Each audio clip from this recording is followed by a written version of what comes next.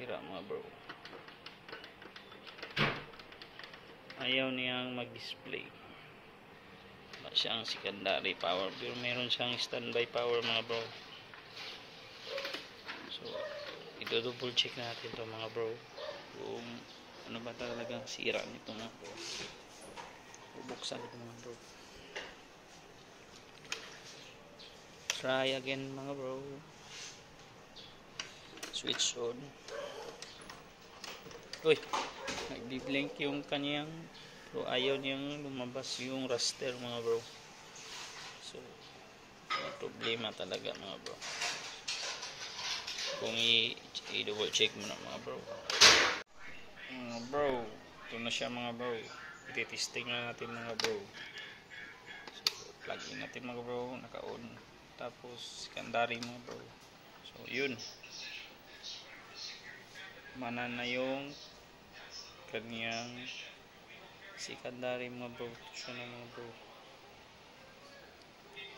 Yung color para mga bro, yung color na nagkatag mga bro, nagkalat yung mga color, ito pala yung pinalitan ko mga bro. Ito siya mga bro. So, dito yung coil na nagdaan mga bro. Ito siya mga bro. Pinalitan ko na lang siya mga bro. So yan mga bro. So nag-oscillate na siya mga bro. Okay na mga bro.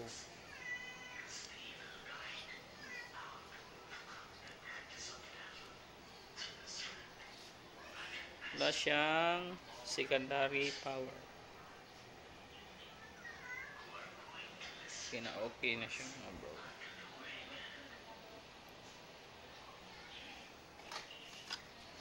Gamit tayo ng universal remote mga bro.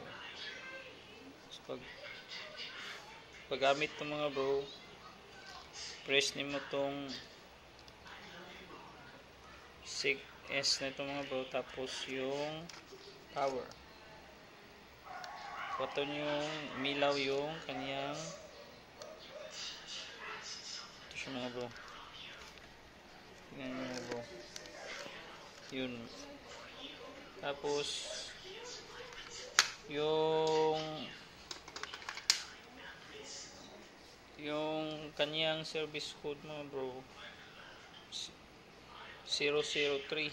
So ramihan sa mga kuan mga bro, 003.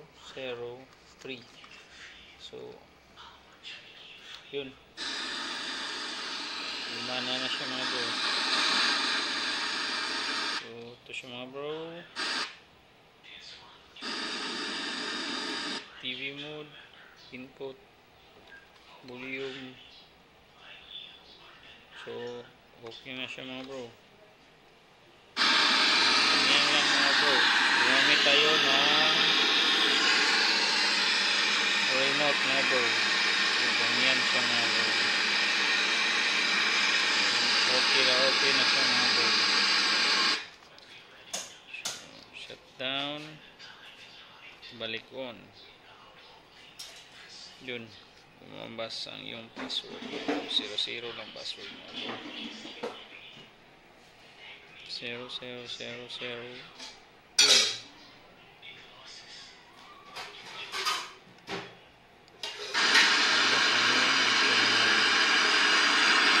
Okay na siya mga bro. Yun,